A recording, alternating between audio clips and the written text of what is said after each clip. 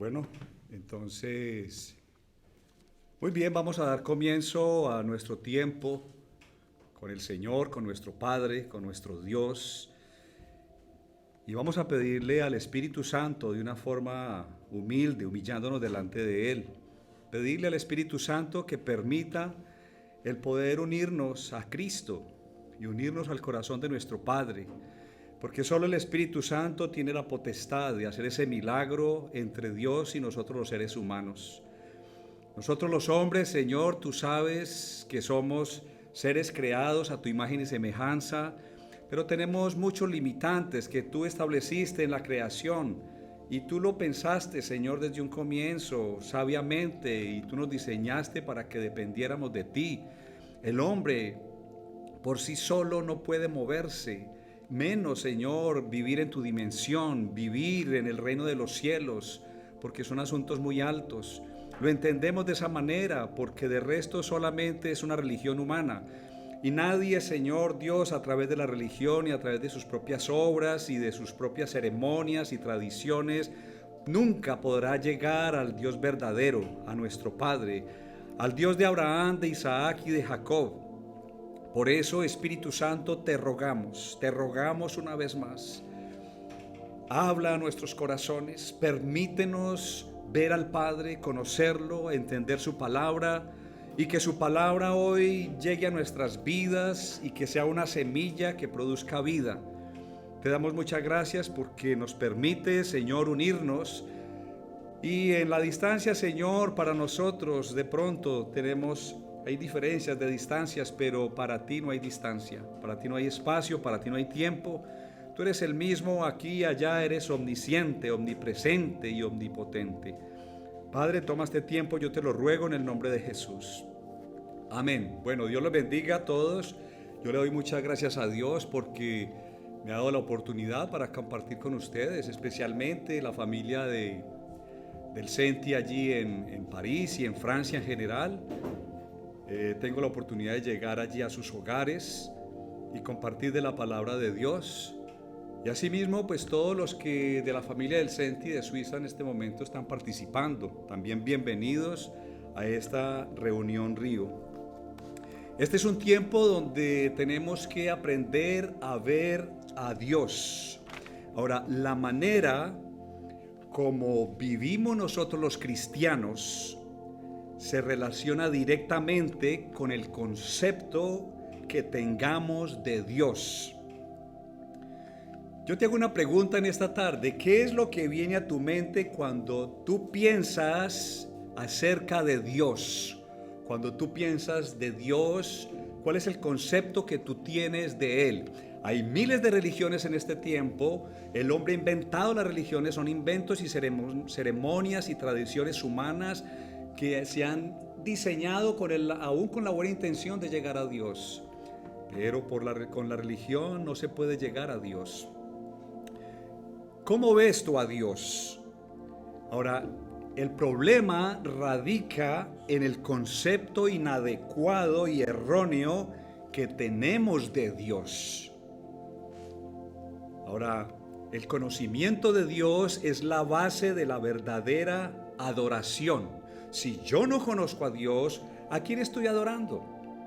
Estoy adorando un ídolo. Ahora, de allí que lo más valioso para un creyente es conocer a Dios, y Él lo dijo en su palabra, que si alguno habría de alabarse, dice, si hay alguno que se ha de sentir orgulloso de algo en esta vida, es de conocer a Dios, entenderlo y saber que Él es un Dios de misericordia. Y yo quiero, iniciando y en introducción a esta palabra, decirles que el único que nos puede mostrar verdaderamente a Dios se llama Jesucristo. Jesucristo mismo dijo, el que me ha visto a mí, ha visto al Padre. No hay otra forma de llegar a Dios, no hay ceremonia, no hay tradición, no hay religión, no hay sacrificio, no hay nada que nos pueda permitir conocer a Dios, solamente Jesucristo. Jesucristo dijo, yo soy el camino, yo soy la verdad y yo soy la vida, y nadie viene al Padre sino por mí. Me admira mucho entender que hubo un hombre en el Antiguo Testamento, 1000 años antes de Cristo, llamado David. Y cada vez entiendo más el por qué este hombre es llamado un hombre conforme al corazón de Dios. Y uno dice, ¿cómo un hombre pecador que cometió errores y fuertes errores, cómo puede ser llamado por Dios Padre un hombre conforme a mi corazón? Pues quiero decirles que este hombre pudo ver a Dios a través del medio único que hay, que se llama Jesucristo. David pudo ver y conocer y entender la alabanza a través de la fe en Jesús. Por eso el altar que levantó David y el tabernáculo de David es una renovación al tabernáculo que se había levantado por Moisés. David pudo comprender en el fondo de su corazón, por revelación, la única manera de llegar a Dios. Y quiero por eso compartirles hoy un salmo de entre todos los salmos que este hombre compuso. Y por eso es que este hombre es tan rico en alabanza y tan rico en adoración, porque era un hombre que conocía a Dios, conocía a su Dios.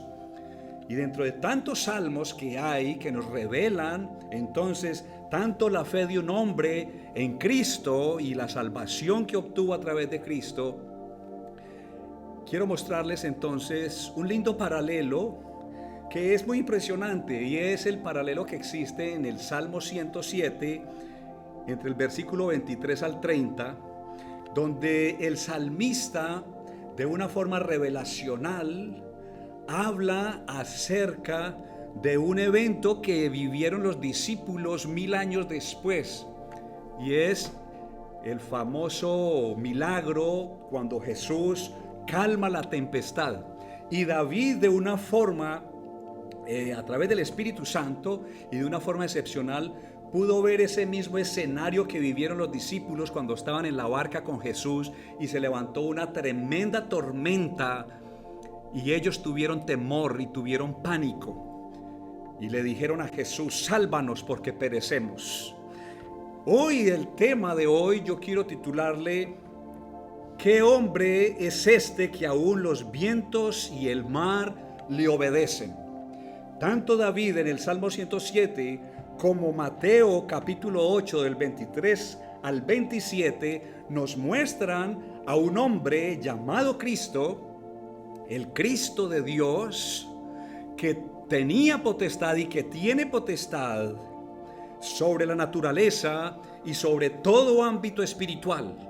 Y cuando yo entiendo y comprendo quién es ese Dios, mi vida va a cambiar y mi actitud hacia la vida, mi actitud hacia las circunstancias, hacia las situaciones que se presentan en medio del mundo van a cambiar definitivamente. Pero para eso entonces tenemos que pasar por la lección que pasaron los discípulos, de entender quién es este hombre que aún los vientos y el mar le obedecen. Versículo temor, y Dios apretó tanto la situación que ellos dijeron: Señor, levántate, mira, es algo que perecemos. ¿Cómo estos hombres pueden llegar entonces a llegar a ese punto? Porque sus recursos se agotaron, no supieron más qué hacer y dijeron: ahorita sí llegamos al final. En este tiempo Dios ha preparado un escenario para que ningún hombre tenga potestad. Yo realmente siento compasión por todos estos presidentes, por ejemplo, los grandes presidentes de las grandes potencias del mundo. Siento compasión por la prepotencia, por ejemplo, el presidente Trump en los Estados Unidos, donde él dice: esta es la nación de América más grande, nosotros vamos a vencer, nosotros vamos a encontrar la solución, estamos dominando, nosotros somos la primera economía, somos la primera potencia, y se ufana de esto, mas sin embargo no tienen la respuesta, y el Señor permite esta circunstancia. Ahora vuelvo y repito, esta lección sobre todo es para la iglesia, es para nosotros. Imagínense ustedes que tanto es así que Dios permite estas cosas para formar a su iglesia, que cuando vamos a estudiar las iglesias del Apocalipsis, que vamos a estar ahorita trabajando en el Congreso Europeo, Los reproches que hace Dios a las iglesias no se los hace tanto a las personas que no están caminando con Dios ni a los incrédulos. Le hace a los que supuestamente son creyentes, a los que están en esas iglesias, que siendo creyentes y que no hacen nada, que se mezclan con lo mundano, que no hacen nada por los que están muertos espiritualmente. Y a esos son los que Dios les habla. Y Dios le está hablando. Los muertos espirituales no escuchan la voz de Dios.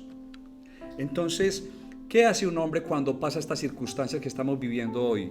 Dicen, la solución es una vacuna. O sea que no entienden la voz de Dios.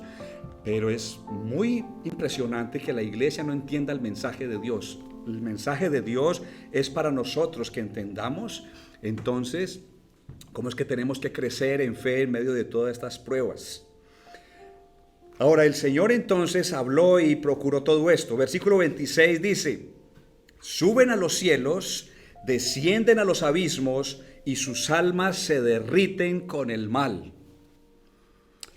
Tan grandes son las olas en medio del mar tempestuoso que son como unos edificios. Muchos dicen que esas grandes embarcaciones, esos grandes transatlánticos petroleros, usted los puede ver cómo se sumergen en medio de una ola y vuelven y salen y parece que el mar se los fuera a tragar.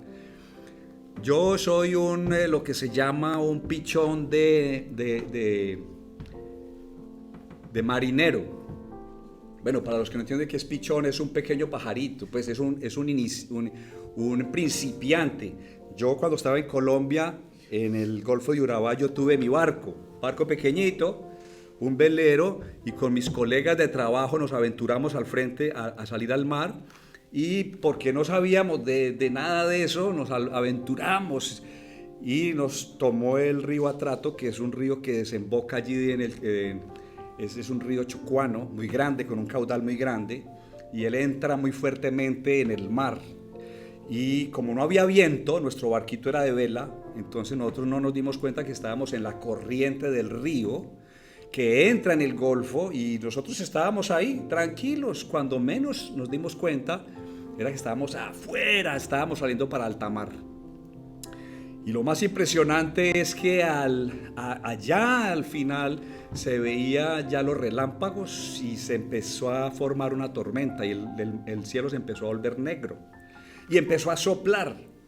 Y ahorita sí dijimos, ahora sin motor, solamente con unos remitos y con unas velas, ahora sí que va a ser. Éramos tres, yo era el timonel es el capitán, luego entonces estaba el proel, que es el que maneja las velas, y había otro que es el achicador, que es el que tiene un tarrito para sacar el agua cuando vienen las olas y meten agua. Ese es un barquito, por supuesto, que no está preparado para ese tipo de faenas.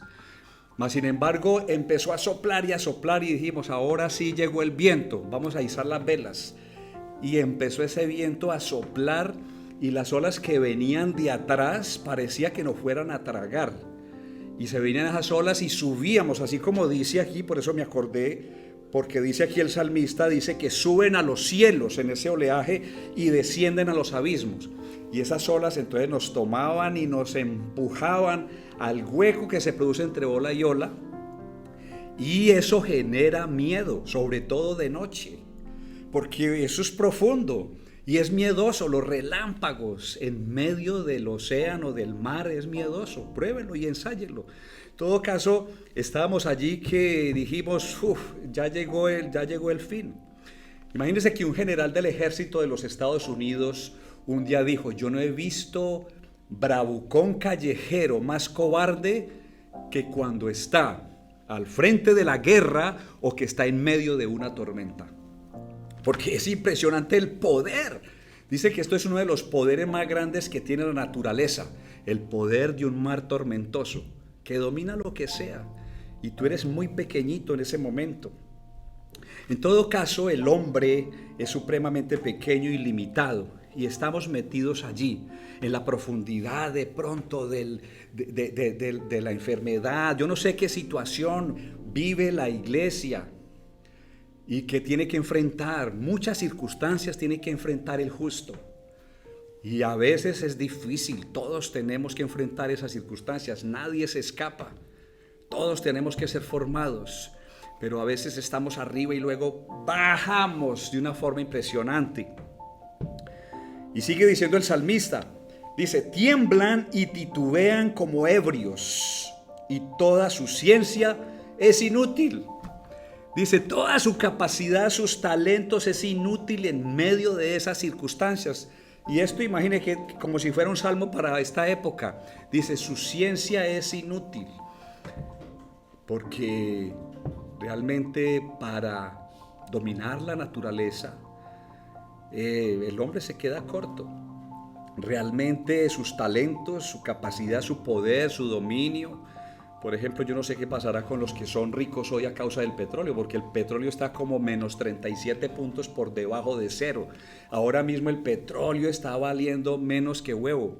Entonces, precisamente, la ciencia, el poder, la tecnología, la plata, todo eso no es suficiente y es inútil en medio de las circunstancias y los escenarios de Dios. Vamos entonces a ver, dice que su fuerza es nada y nada de esto sirve.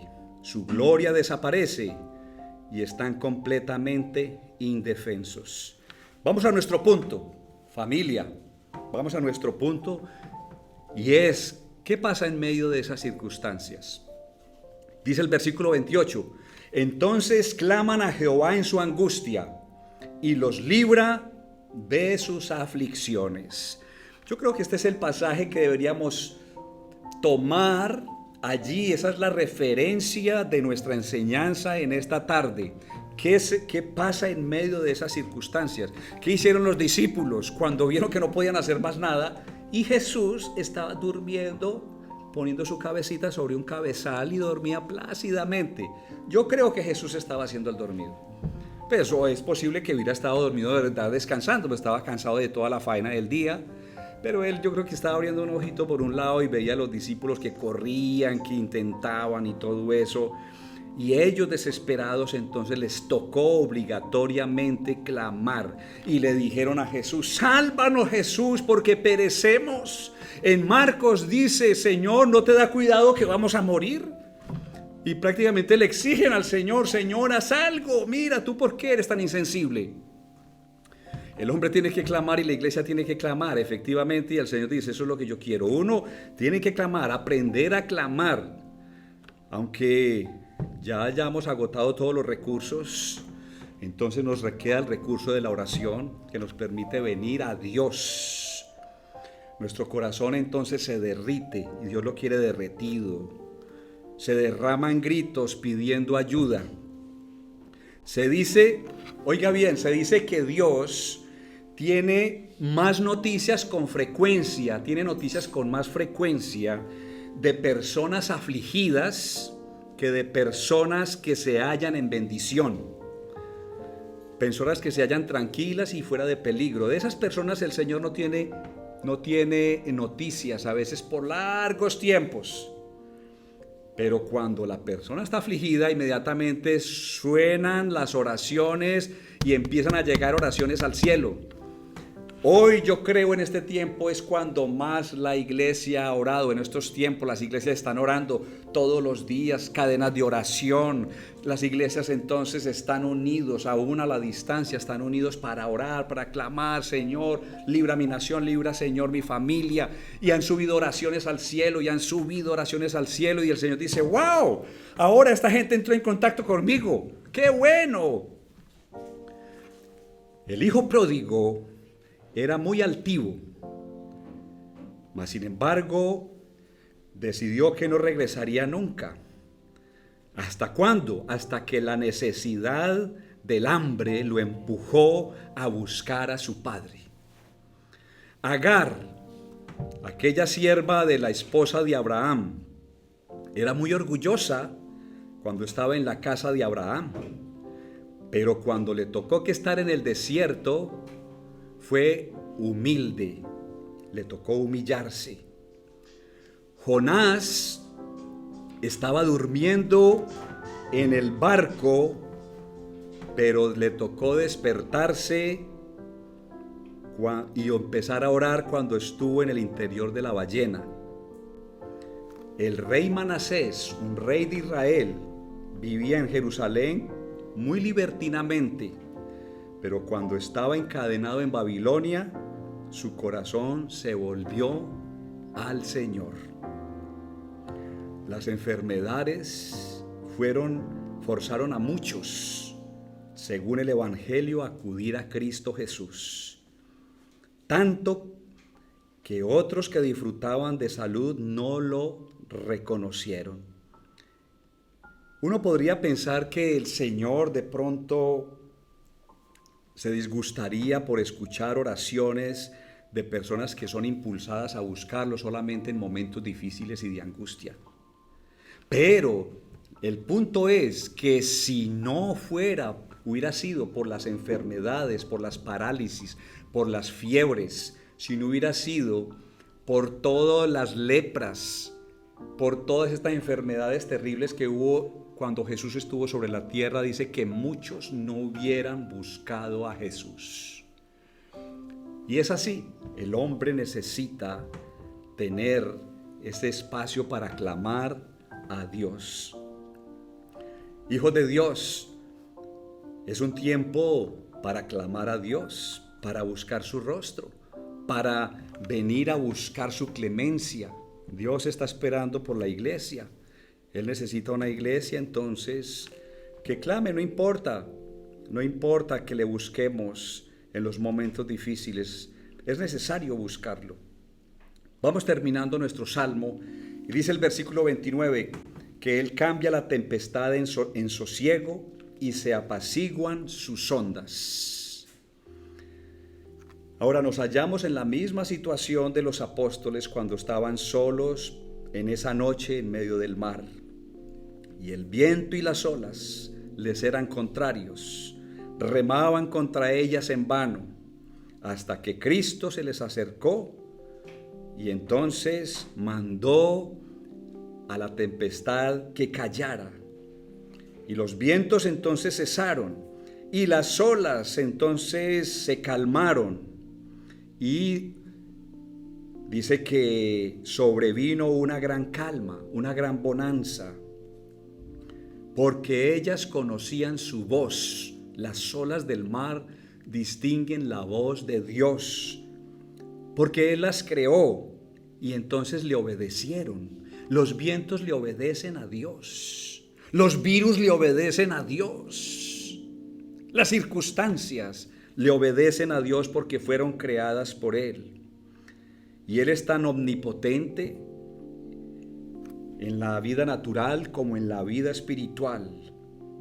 Cuando Él entra en el corazón de un hombre lleno de temor y de angustia, Él ordena que cese esa tormenta cuando este hombre clama a Dios, y viene entonces esa paz que inunda nuestro ser. Llega el gozo que inunda nuestra alma, aunque haya tormenta a nuestro alrededor. Finalmente dice el Salmo 30, inspirado el rey David, dice: luego se alegran, por supuesto, luego se alegran cuando Dios habla, porque se apaciguaron y así los guía hasta el puerto que ellos deseaban. Por supuesto que sí. Nosotros vamos dirigidos hacia un puerto donde nosotros cada vez más seamos conforme a Jesús. Allá queremos llegar. Los discípulos montados en la barca con Jesús, ellos iban al otro lado del lago y ellos pudieron llegar. Imagínense que cuando el Señor ordena que la tempestad calme, inmediatamente calma la tempestad. Dice que al instante llegaron a la otra orilla. ¿Tú quieres llegar a la otra orilla? Dice que no hay gozo más grande que uno estar en alta mar. Pues yo les digo porque yo estuve en alta mar. No ha habido más alegría que cuando uno llega y toca tierra firme y que usted se baja de su barco y pone los pies en tierra y ya las cosas no se mueven. Es decir, no hay alegría más grande que poder poner los pies en tierra firme. Y eso es lo que sucede cuando Jesús nos lleva a nuestro puerto de seguridad. Pero precisamente para eso tenemos que aprender a confiar en el Señor. Para eso tenemos nosotros que crecer en la fe y poder entonces, cuando el Señor nos diga, ¿por qué dudaron hombres de poca fe? ¿Por qué no creyeron? Tenemos que irle, Señor, sí, todavía somos tan inmaduros. Señor, que enséñanos, oh Dios, fortalécenos para poder hacer lo que toca hacer en los momentos difíciles que vamos a tener que enfrentar. Es tiempo de luchar, es tiempo de avanzar, es tiempo que la iglesia tiene que manifestarse. El Señor está esperando que la iglesia se levante, se manifieste, continúe como nunca, adorando, sirviendo, predicando. Dios está esperando que la iglesia se levante, no es porque Él se haya querido quedar dormido para hacer algo, sino porque espera que la iglesia se manifieste. Dice que la tierra está sufriendo dolores de parto y está esperando que la iglesia se manifieste. Los hijos de Dios somos nosotros que tenemos que manifestarnos. Vamos a terminar, hijos de Dios. Yo no sé si está preparada de pronto la cancioncita, una linda canción muy antigua que nos habla de poner nuestra confianza en el Señor. Vamos a disponernos mientras que va sonando, mientras que suena la canción, y dispongámonos delante de Dios. Si tú tienes temor, si tú tienes aprensión, si tú tienes angustia, si las situaciones difíciles te generan incomodidad, si tú no entiendes, si tú piensas que todo se acabó, que qué va a pasar, es tiempo que nosotros pongamos nuestros ojos en el Señor y confiemos en Él. Vamos a escuchar esta canción. No sé si ya estará sonando. Amado Espíritu Santo, te rogamos de que tú, oh Dios, ministres a nuestro corazón, un corazón asustadizo, un corazón temeroso, un corazón, Señor, que se fatiga, un corazón que se llena de pánico. Somos humanos, tú eres hombre de carne y hueso como yo. El Señor dijo, ustedes son como ovejas, tan limitados, tan frágiles. Por supuesto que sentimos temor, sentimos cansancio, sentimos fatiga. Pero los que esperan en Jehová tendrán nuevas fuerzas. Caminarán y no se cansarán, correrán y no se fatigarán, levantarán sus alas como las águilas. Esos somos nosotros ahora en Cristo Jesús y por el poder del Espíritu Santo. Pero entendamos, familia, que el Señor quiere meternos en esa escuela de la fe. Quiere ponernos en medio de un escenario donde nuestra fe pueda fraguarse, donde nuestra fe pueda manifestarse. ¿Dónde está nuestra fe? Sobre todo yo quiero decirte, todo depende de cómo tú ves a Dios. ¿Quién es Dios para ti? ¿Qué concepto tú tienes de Dios? ¿Qué tú crees que es Dios? ¿Qué tú crees que Él puede hacer? Sería importante que nosotros cada vez más entendiéramos cuál es el Dios a quien servimos y al cual invocamos, porque depende de ello tu actuar en la tierra. Padre, te damos muchas gracias, Señor, en esta tarde, porque yo sé que tú nos abres el entendimiento para que te conozcamos, porque tú eres el Dios alto y sublime, aquel Dios soberano, creador de los cielos y la tierra, aquel Dios que tiene en su mano toda la creación. Tú eres quien sustenta la rueda de la creación, tú eres quien sustenta, Señor, todas las cosas. Ese eres tú, amado Señor, y nosotros en ti es en quien confiamos y en ti ponemos nuestra vida. Muchas gracias te damos, Padre. Creo que no pudimos poner la cancioncita, pero bueno, dejémoslo así entonces. Está sonando la canción. Escuchemos la canción allí, familia, por un ratito antes de terminar, y dejemos que el Espíritu Santo nos ministre, que ministre nuestro corazón. No sé si se puede escuchar la voz juntamente con la canción, y yo te pido de que que tú cierres tus ojos. Hay algunos que ya han ido aprendiendo a aventurarse en los abismos, en medio de las circunstancias difíciles con Dios, y han podido ver sus maravillas. Y se van volviendo soldados recios, como Pablo, como Pedro, como Elías, como David, como todos estos hombres que son puestos, por ejemplo, allí en la Biblia. Nosotros tenemos que ir también creciendo, ya no siendo niños fluctuantes, temerosos, sino como guerreros, aquellos guerreros que necesita Dios en este tiempo. El mundo necesita a los guerreros de Dios. El mundo necesita columnas de fe. El mundo necesita iglesias firmes que crean, iglesias santas que avancen, iglesias que sigan dando testimonio de Jesús.